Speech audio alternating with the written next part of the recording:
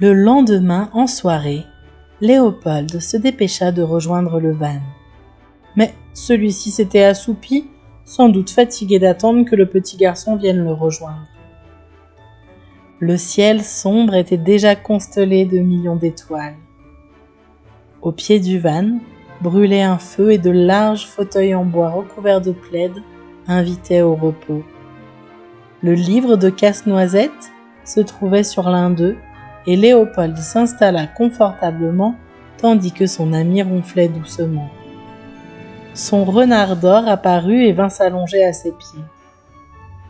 Léopold toucha le livre et s'envola pour le pays enchanté des contes de Noël. Il arriva au moment où Casse-Noisette arrivait vers Marie.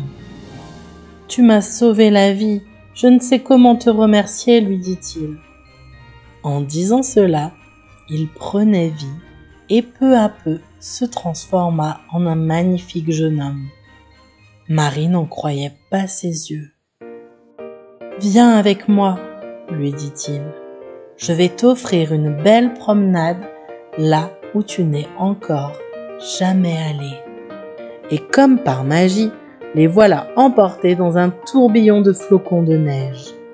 Dans leur valse folle, ils voyagèrent dans les airs et se retrouvèrent devant la fée dragée qui leur dit de sa voix douce : « Ah, vous voilà enfin! Je vous attendais pour le goûter.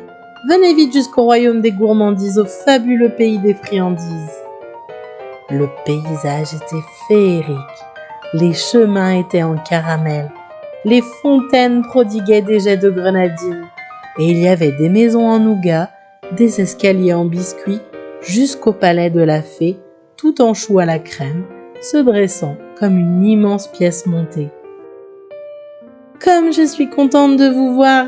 continuait la fée dragée. « Votre voyage s'est bien passé ?»« Oui, » répondit Casse-Noisette. « Mais auparavant, nous avons dû affronter l'armée des souris, et sans Marie, je crois bien que je serais mort alors qu'il est. » Marie sourit fière d'avoir pu aider ce vaillant et beau garçon qui lui tenait la main. « Allez, installez-vous, » poursuivit la fée dragée. « Vous allez goûter en assistant au plus beau spectacle que je puisse vous offrir. » La belle fée conduisit alors les deux enfants vers une table magnifique où se dressait un gigantesque goûter. Elle leur offrit de délicieux et succulents gâteaux accompagnés de boissons fraîches et chaudes dans une vaisselle étincelante. Puis, d'un coup de baguette magique, elle appela les artistes qui apparaissaient devant les yeux ébahis de Marie. Le premier numéro était celui du prince Chocolat, qui exécuta une danse espagnole endiablée, durant laquelle il frappait des pieds pour mieux en souligner le rythme ensorcelant. Vint ensuite le café d'Arabie, qui semblait flotter au-dessus du sol comme un doux arôme qui faisait frémir les narines des enfants. Ce fut alors le moment du thé de Chine. Il bouillonnait en tournant comme un manège, saluant à chacun de ses tours les enfants en joie. S'élancèrent alors les courageux et intrépides petits bonbons russes à la menthe qui avaient préparé d'incroyables cascades et culbutes, puis un groupe de quelques danseuses en massepain qui apportèrent une touche légère et gracieuse à cette folle débandade. Marie et Casse-Noisette applaudissaient de tout leur cœur. Madame Gingembre vint prendre place sur scène avec une flopée d'enfants, tous plus mignons les uns que les autres. Ils se lancèrent dans une époustouflante série de galipettes, entrecoupées de rires qui fusaient de toutes parts. Dans le calme qui suivit leur départ, une cascade de fleurs en sucre déferla dans la pièce. Elles ouvraient leurs pétales dorés en vagues successives, traversaient la pièce avec grâce et élaboraient d'élégantes compositions avant de se rejoindre tout ensemble dans un magnifique bouquet final. Après cette valse de fleurs, la fée dragée refit son apparition, escortée d'un tout jeune homme. L'élégance et la grâce de leur silhouette donnaient à leur danse l'allure d'un tendre tête-à-tête. « Voilà comment je voudrais être quand je serai grande, » se dit Marie en son fort intérieur. « Et je voudrais que toutes les fêtes soient aussi joyeuses et belles que celle-ci. » Marie descendit de son trône, embrassa la fée dragée et remercia tous les danseurs. Puis, elle prit la main de son prince et tous deux s'éloignèrent vers le futur. Lorsque Marie ouvrit les yeux, elle était dans son lit.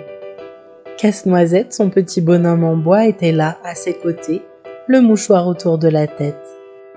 Marie ne savait plus trop quoi penser. Elle le regarda, dénoua le mouchoir et constata que la mâchoire s'était, comme par miracle, réparée. Elle ne savait vraiment plus du tout quoi penser. On frappa alors à la porte. « Entrez !» claironna Marie. Apparurent alors dans l'embrasure de la porte l'oncle Drosselmeyer et son neveu. Son neveu en chair et en os, en tout point identique au jeune homme du rêve de Marie. D'un pas lent et solennel, il se dirigea vers Marie et lui donna la main afin qu'elle descende de son lit. Décidément, à Noël, tout est vraiment possible. Léopold se réveilla sur son fauteuil en bois, sous un ciel étoilé où la constellation de Casse-Noisette brillait de mille feux. Son ami Levan était maintenant bel et bien éveillé et le regardait un large sourire aux lèvres. « Alors, cette histoire t'a plu ?» « Oh oui, vraiment beaucoup. Tu en as d'autres ?» Levan rit. « D'autres ? Oui, bien sûr. J'en ai autant que d'étoiles qui brillent au-dessus de toi dans le ciel. » Le petit garçon regarda le ciel, bouche bée. « Tu reviens demain ?» demanda Levan. Le petit garçon sembla réfléchir, mais fit non de la tête. « Non, demain j'ai promis à grand-mère de l'aider à faire la confiture de Noël. » Levan sourit à nouveau, imaginant les grosses parts de brioches généreuses recouvertes de confiture que ne manquerait pas d'emmener le petit garçon lors de sa prochaine visite. « On se voit bientôt, » dit Léopold en rangeant le beau livre dans le van. « Je reviendrai très vite, c'est promis. » À très bientôt, mon garçon. Amuse-toi bien demain et reviens vite me voir pour de nouvelles histoires.